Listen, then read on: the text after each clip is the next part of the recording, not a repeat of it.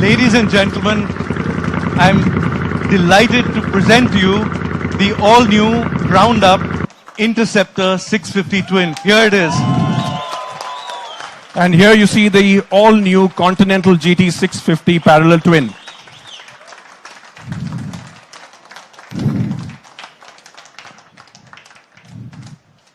The Interceptor was an absolute legend in its day. It first came around in the 60s. It brought forward, it was the pinnacle, well, of British motorcycling in our history for sure. And it was just the fun days of motorcycling. It was when things were carefree. It was California cool because this is where the bike went. And to tell you a little bit more about the context of the Interceptor, where it came from, what was going on in those days 50 years ago, I call upon Mark Wells. Mark is the head of product strategy and industrial design at Royal Enfield. Good afternoon, everyone. Yeah, come There's on an here. awful lot you there.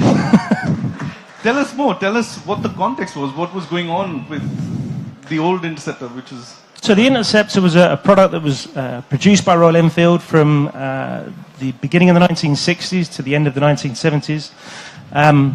It was an evolution of the products, the parallel twins that had come before. So the Constellation, the Super Meteor, the Meteor, and then before that, Classic 500 twin, which was first launched in 1948. And the whole point of the Interceptor was to try and to cash into the American market. So on the west coast of America in particular, there was a market there for people looking for bigger bikes, bikes that were for leisure rather than just about commuting, bikes that kind of encaptured the whole, flat track feel, the whole desert races, things like the Big Bear races that happen in California. You can see up here, this is one of our Mark II Interceptors from, this would have been from 69, something like that. Absolutely gorgeous motorcycles. Summer of 69. Yeah, absolutely.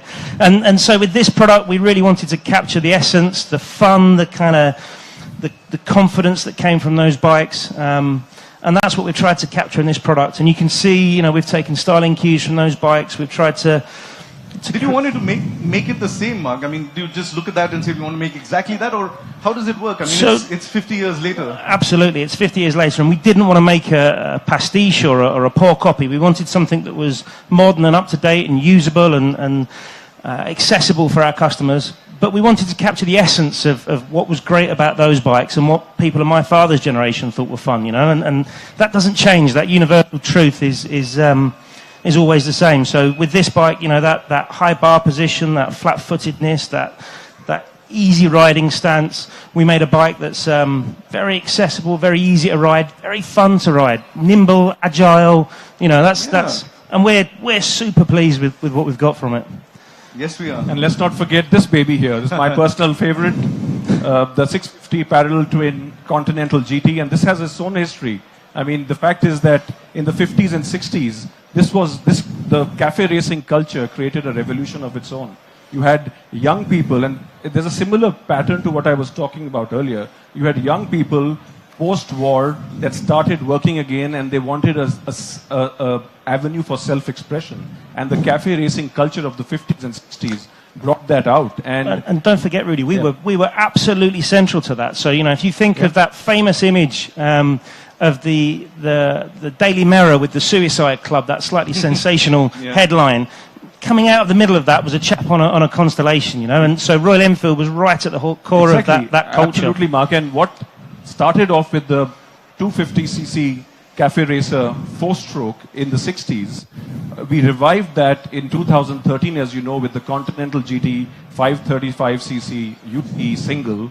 And maybe, Mark, you should tell us why we brought the Cafe Racer back with the parallel twin. So we wanted to evolve the bike. We wanted to give it a little bit more go. We wanted to make it, we've changed the proportion a little bit. So we've lowered the stance a little. We've brought the rider forward a little bit, shortened the tank a little bit, and we've worked really hard on the details. So things like the top yoke, we've put a lot of love and care into to make sure that it looks just right. And I think that the the outcome we're really pleased with. I think it looks great. You know, It looks similar, doesn't it? I mean, but are the parts the same, or it looks similar, but no, this is pretty much 90%, 95% brand new. I think maybe the tail light lens is carryover. Other than that, everything else is new. And I remember 2013, the cafe racing culture, we tried to re-establish it, and what it did was it made a lot of other young people who found Royal Enfield cool buy into a product. We got a lot more people who started finding Royal Enfield very cool. It really got more people into our stores. And that's, you know, with both of these bikes, we're trying to create something that, for people that love the brand, that need that little bit extra, they want something more from us. They love our classics, but perhaps, you know, they don't quite do what they want from them. And we're trying to give them options with images. So effectively, you know, we're offering the same bike in two, you know, really interesting and evocative flavors, I guess. yeah. And at the heart of both of these is the all-new. It looks very vintage, but it's all-new 650 parallel twin. What we wanted to do was make sure that it has all the modern bits and technology and parts and processes that are required to meet the modern day requirements of reliability, of consistency, of emission norms. You got to meet Euro 4, we got to meet Euro 5, we got to meet BS6. So you got to meet all the modern requirements of legislation, of customers, quality, dependability. We've done all of that. Yet, it was very important for us to keep the old school idea of motorcycling alive. It needs to fit into this motorcycle. It needs to be a successor to the Interceptor. And what that meant was that it must sound gorgeous. It must look the way it does. And it should have the kind of response that our customers are looking for. And our customers, our current customers, they absolutely love the low-end grunt and the low-end torque that our current singles provide them, which are scattered around at the back. But what we had to do with this one was to provide that low-end torque that our customers so love, but also give them a mid-range, let's say, torque and power and I think that's what's great about the engine is the way it delivers the power throughout the road. So it's really nice and accessible. It's I guess from our current bikes, from our 350 and our 500, these aren't a big step up, but they give you so much more. And that's what we really wanted to do, something that was accessible, that our customers could see that next step with. And it's air-cooled. We love air-cooled. Absolutely. Yes, we do. And it's absolutely air-cooled. And to tell you more about this new engine, I call upon Simon Warburton. Simon, welcome, Simon. Simon heads product development at Royal Enfield for the last 3 years or so. And he runs the UK Tech Centre. We have 125 people now in the UK. And Simon is, of course, he runs the Chennai Tech Centre as well. He's the head of product development. But Simon, tell us a bit more about the engine. How do you balance the modern and the classic, and then how do you make it do what it's supposed to do? Well, that's it. What we wanted to get was obviously an engine with the right character and looking right, and that's not so straightforward.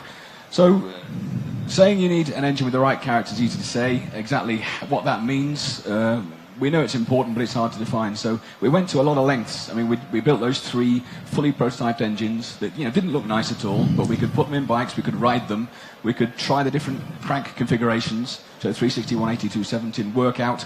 And feel the power, torque, and power and torque curves, and just be confident that what we're doing is the right thing before we embark on the full production representative engine. I think the other thing we got from that was the noise. The sound and the character of the engine was really critical, and so building those 3 engines early on gave us the opportunity to experiment a little bit and decide what was the best configuration. There's no substitute for riding. You've got to ride to what it is. So. I mean, Sid touched on some other elements of challenges. Obviously, it's got to look nice. It's not air-cooled, it's oil-cooled. Air-oil-cooled, sorry. So, getting that configuration and engine through Euro 4, Euro 5 is a real challenge. So the guys have worked extremely hard, and it is a very modern engine under a very classic-looking, beautiful shell. So detail, the port design, injector positioning, combustion chamber, temperature control, all that is what makes it a thoroughly modern engine inside that will take us through the next few years. Why do you choose a 270 crank? I mean, what was the idea behind that? Well, it was just that. I mean, there's a couple of benefits. There's a character, and again, hard to define, but it gave us the right feel. Yeah. It also helps, getting rid of the unpleasant vibrations. So you get the good vibrations from the power pulses, and don't start singing. And that takes away. But you've got to balance the shaft as well. Absolutely. Right? I mean, the balance shaft certainly helps. It doesn't take away all of your secondary vibrations. The 270 crank does that. So a 270 crank gives you a smoother engine. That's it. All right. Mathematically. What about the gearbox and the clutch and all that? Exactly. So the bottom end is also completely modern. So you've got a really completely modern 6-speed gearbox, light change. You've got a slip assist clutch, which nobody had ever heard of back in the 60s. Mm-hmm. And that's obviously the main use of this bike is not going to be backing into corners, controlling your braking, but the main benefit it gives for us is it gives you a much lighter clutch. So any of that town riding, which a lot of our customers will do, it just makes life so much easier. And that comes back to the whole, the whole part of this is it being accessible and usable. Yeah, absolutely. These aren't motorcycles you can't use every day, so... Yeah, and I must give a word to the industrial designers, because, obviously the look of the engine, since you've forgotten, so... The look of the engine is so important, and one of the big benefits we have in the way we're set up is we have this in-house industrial design team who work, hand in glove with engineers right from the start of the project to make sure that we don't have to, fudge something later. The two work together to give an engine that just looks right and doesn't need, too much. And this engine has been, of course, there's been an enormous collaboration between our UK tech centers, our Chennai tech centers. Absolutely. And across these two centers is how we've created this. But going back to the motorcycles, right? These two motorcycles have a very different attitude. Yeah. That one is the GT. I mean, you tuck in, you've got your feet a little bit at the back. You want to just give it more go. You want to give it more go. And this one is, and it was always designed to be California cool, right? It's nimble, it's great, but it's a bit more relaxed in a way. So how do you, when you look at the rolling chassis is identical. I mean, these are two. How do you do that? I mean, you're catering to two different products. You have different markets. You've got the Indian market. You've got markets around the world which are entirely different. So how do we make a single chassis, a single specification of product which works across the world, really? Well, it's certainly more challenging for the chassis design teams, no question. But the way you do it is you know what you're doing right from the start. So at every stage of the development, you've got these two different configurations. And the way you give them a different feel is, ergonomics is what tells you what kind of bike you're on. You sit on a bike, you can be blindfolded, you've got a good idea what it looks like, what kind of bike it is, just from where your hands are, where your feet are, where your bum is. Yeah. And the point about different conditions is that we're in a fairly unique position with these two technology centres, from India and the UK. We have a good insight into the conditions in India and Europe. Between those two, you've pretty much got the world covered. So and we Spain. do. You guys love riding in Spain. And Spain. Well, we always from UK. They're always going to Spain to test ride their bikes. I don't know why. Well, the same reason Brits go to Spain. Yeah, it's warm, it's dry. Yeah, I love what you kind of need. Yeah? I love the word attitude, Sid, because I think the same thing that you said, that while the engine is one, the attitudes and personalities are really, really different. And while the motorcycles, these two beauties, are creating pure motorcycling attitude, what I'm very proud to say also is that we've got the pure motorcycling lifestyle also being brought to life with Samrat and Team Samrat. Raise your hand. There he is. He's our in-house stylist and designer and business head for apparel. And gear. he makes all these gorgeous jackets. He does all of that. All the clothes and I must say, his team. We've really come a long way in the last few years to really build almost the same philosophy with which we've built our motorcycles are also being seen in the way we build our apparel and accessory range. Some of it you see here, and some of it you'll see at the back, and you'll see a lot more online and later when we are in the market.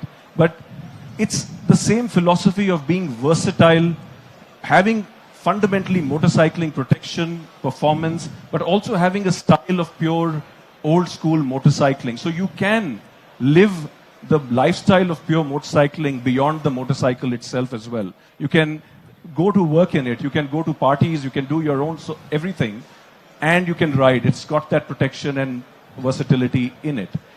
And that's not all. I'm also very proud to say that if you see the motorcycles that you have around us, those two there in particular, we've also got genuine motorcycle accessories on these motorcycles, which will be available along with the motorcycles when they go into retail. And really, what I'm really proud about is the fact that the development and design and development and validation of our motorcycle accessories was done along with the development of the motorcycle.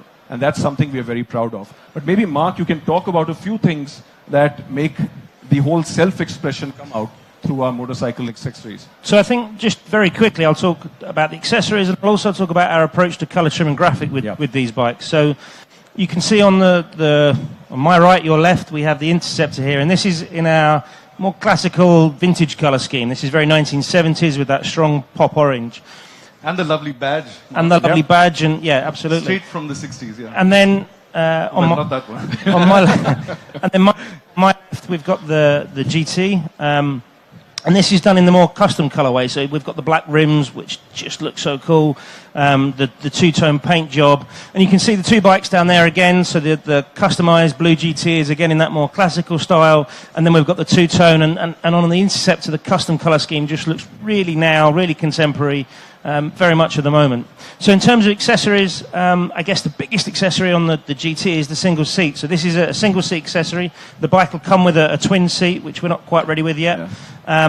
But there's no chopping of the subframe. There's no difficult customization to do. You just unclip the twin seat and clip the single seat on, and you then get that lovely shortened proportion that is in between the two wheel axles. That's very much the essence of Cafe Racer, and that's an important part of this is that ability to customize easily. So we've also got on the customized bike down there's a fly screen, there's fork leg gaiters, we've also got clip-on bars, so there's much lower clip-on bars on this one. On the Interceptor there's a fly screen there's a sump guard, we've got engine guards. Mention the silencers. Yeah, of course, on all the bikes, well done Simon, all the bikes have got S&S silencers. We're entering into a partnership with S&S to develop genuine motorcycle accessories. So I'm sure I've missed some out. I think on the Interceptor there's a really nice little dog bone detail for the top yoke, for the handlebar clamp. And correct me if I'm wrong, Mark, and for those who have both personalities and want to buy both bikes, I might be one of them. Many of these accessories are modular, which means that you can actually interchangeable, barring maybe the seats and a few handlebars. Most of the accessories are actually modular. Absolutely. Is that right? Yeah. So if you wanted to put the GTC on an Interceptor, we could do that. That's entirely doable. So yeah, it's ladies and gentlemen, before we continue and we sign off, and we've got questions and all of that, I want to show you a quick film about the development process and the entire idea behind the Interceptor 650 and the Continental GT 650. Okay.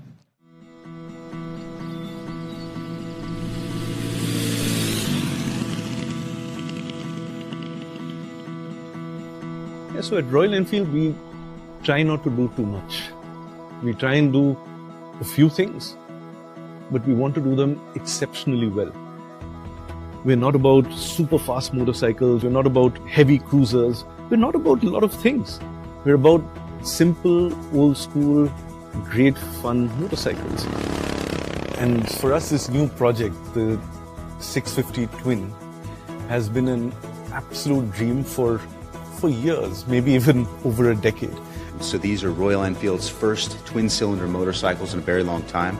The GT 650 Twin and the Interceptor 650 Twin that has true highway capability, exciting handling. So we wanted to create something that was agile and nimble and quick steering and have fun on. They feel really fun. They're really great fun to throw around. It's a difficult question to answer from an engineering perspective. Trying to interpret what product strategy you see as fun, then that is quite a big challenge because it's an all-encompassing word. This is a bit of a first for Royal Enfield as a company, and it has to have that Royal Enfield character, be a little bit different.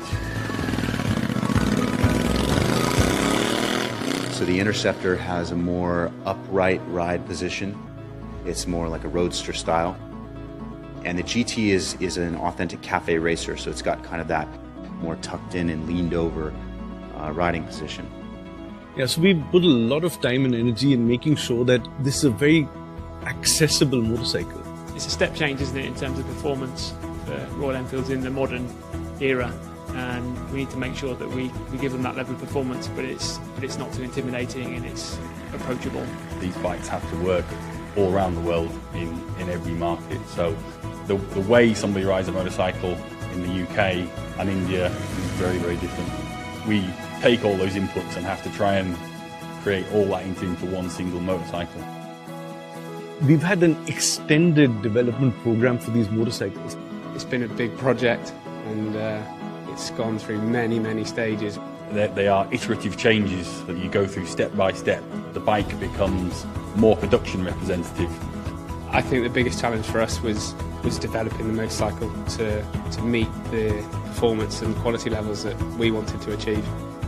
The bikes are getting tested in India, Indian road conditions, in UK conditions, as well as on the Idiada track in Spain. Yeah, there has been some good step changes along the way. One of the best parts about the job is, you get to go out there and try and break everything. Try and make it do something wrong, so then we've got something to improve. That's the sort of extremes we go to. It covers all bases of rider level and experience. The standout part is the chassis is just a really nice, fun motorcycle to ride. They're powerful, they handle, they perform beautifully, but they're also very accessible, very easy. This is absolutely the most fun motorcycle in the entire world, and I've been riding a lot.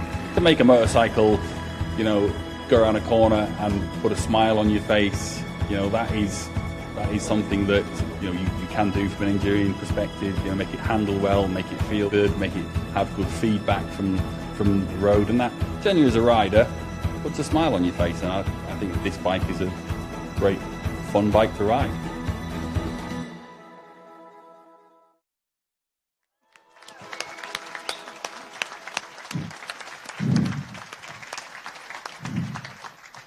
Ladies and gentlemen, we can't wait to get you onto these motorcycles. We've been riding them for years now, and we just can't wait for you to experience what we've been experiencing and to have the joy that we've been having. And along with our existing motorcycles, our classics, our 350s, our 500s, and of course the Himalayan, the 410, all the singles that we have, we believe this is a new start for Royal Enfield. It's a new chapter. Yeah. in our progress, and these twins, we believe, will herald the future of Royal Enfield into markets around the world, and we're delighted and excited about it, and yeah, we should hopefully get all of you onto these bikes very soon. And yeah, thank you very much. Thank you so much for coming here. Thank you for your support. Thank you so much. Thank you very much. And of course, we're open for some questions now, whenever you like. Simon? Come. Oh, beg your pardon. This is where you come in. I thought I was going to get away with that. So any questions, ladies and gentlemen? We've got a couple of microphones here.